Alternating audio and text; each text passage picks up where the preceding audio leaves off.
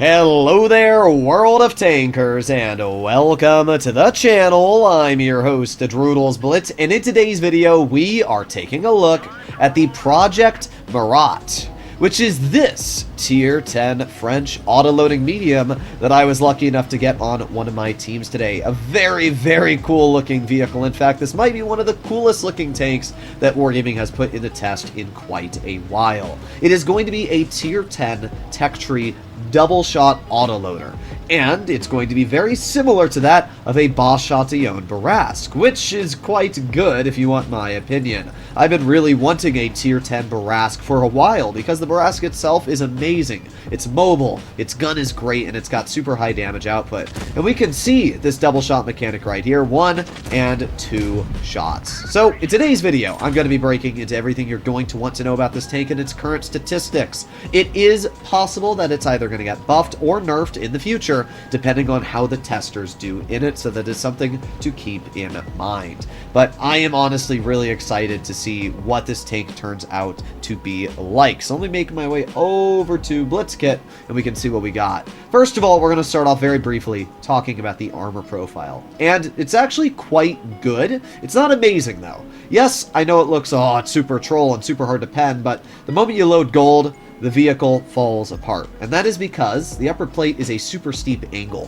Think of it like a Progetto 65, where if you're hitting that upper plate, it's not necessarily hard to pen, it's just the fact that the upper plate is super, super steep. So if you are loading gold, it's not thick at all. It's only about 180 against premium shells, and only when you're using max gun depression does it actually become effective.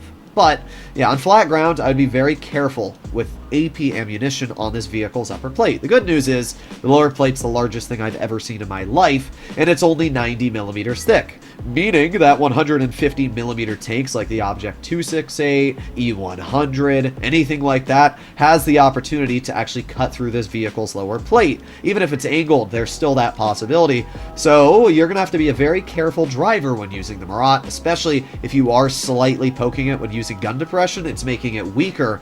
Yeah, that's definitely going to be a big weakness. The side armor is pretty dang atrocious. Like, while the front is pretty good, I mean, look at the sides. The moment you angle it, awful. 20 millimeters thick tracks, and the flat side armor of this vehicle is only 35, meaning that it's quite easy to completely overmatch the sides at literally any angle. Something to keep in mind.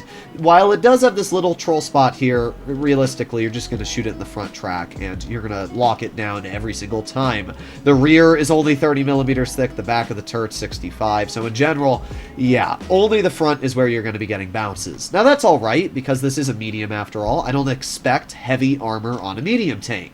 Now, the turret looks very red. How thick is it? Well, 265 base, so pretty mediocre. What that means is you're going to get cut through with the majority of premium shells and, honestly, higher pen standard shells. It's just that mediums don't really feature crazy amounts of standard pen. So I will tell you for a fact that you will get bounces in this vehicle when using gun depression. The upper plate is very troll, and the turret, as I said, is pretty good as well. 265 to 270 is a pretty effective amount of armor against AP. It's really only once you load gold that it starts to fall apart. We can see that it's only about 200 and maybe 80-ish against gold, so it's really not that hard to cut through. Even premium heat has no struggles whatsoever. Now, if you hit these little bars here, yeah, good luck. You're going to be looking at around 700 plus millimeters of armor. So you need to shoot directly next to the gun. Kind of like the old Vickers Light, which is actually going to make the armor on this vehicle rather troll to try and cut through, and good for the driver. Some other cool things about the vehicle, we can see that when you move the gun, this little box above the vehicle does go up and down. It's not really a weakness though. I mean, you can see when you're using gun depression, you can't see that at all. So unless you're like above the tank, that's really not too much of a problem. In general, very, very cool looking vehicle, and the armor is better than I expected it to be, way better than that of a Boss Chatillon Barrasque, down in Tier 8. Now, one thing I should mention is that Blitzkit got the damage per minute of this vehicle wrong. Instead of being 2,300, it is 2,500. 550 effective DPM. I'm not sure where the math was wrong because the reload and everything else is right. It's just the math ain't mathin'. That's the best way to describe it. So we are going to be putting on calibrated shells, enhanced gun laying drive, refined gun, hit points, and mobility. So that should be everything properly equipped on the vehicle. Consumables, it has nothing unique. As we can see, it's got the base consumables that you would expect for any tier 10. And for provisions, we are running double food and fuel, which is what you should expect to run. So, DPM, as I said, 2,500. It's alright. It's not anything crazy, but it's enough DPM that you're going to cut through the majority of what you are aiming at. And it's not a big issue because, as I always say, autoloaders, especially double shot autoloaders, don't need DPM. Look at the M6 double shot, for example. It has 900 damage in 1.71 seconds, backs in the cover, and then you don't see it for another 25 seconds. So I don't really think it's that big of a problem, especially because it's got a pretty quick reload of only 14 seconds, so I don't mind that at all. Alpha damage for the vehicle is 370. So that means you are dealing, 740 in 3 seconds, because that's the intro clip. That's pretty good. 740 damage is basically a low roll from a Jagdpanzer E100. And judging that this is a medium tank, which is going to be quite flexible, especially on a ridgeline, yeah, that's actually rather substantial. And the intro clip, especially for only having 2 shots, I think that's properly balanced there. When we take a look at the penetration, we can see that the standard has 264 mils, and the premium has a very nice 345. That makes this actually one of the highest penetration mediums in the game. So that's really good. The HE on this tank is pretty mid. It goes from 370 damage to 430, so not a huge jump, 60 damage per shot. But it does have decent pen at 60, so you will be able to cut through lightly armored vehicles, and that is 860 damage if you're able to pen 2 shots. So not too bad, 120 more than what you get from a standard clip.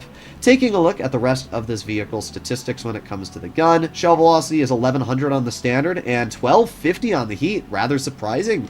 Normally heat is slower shell velocity, but I guess it's kind of reverse for this vehicle. Aiming time is great, and its on-movement dispersion is absolutely fantastic. We can see its moving is great, its hull traverse is amazing, turret traverse is crazy good as well. After shot is kind of mediocre, but it is a 3-second intro clip, so it shouldn't matter too much. Its base dispersion is alright, it's 0.331, so with refined gun you're looking at 0.281, so that should be more than plenty paired with the already quite good on-move values this vehicle features.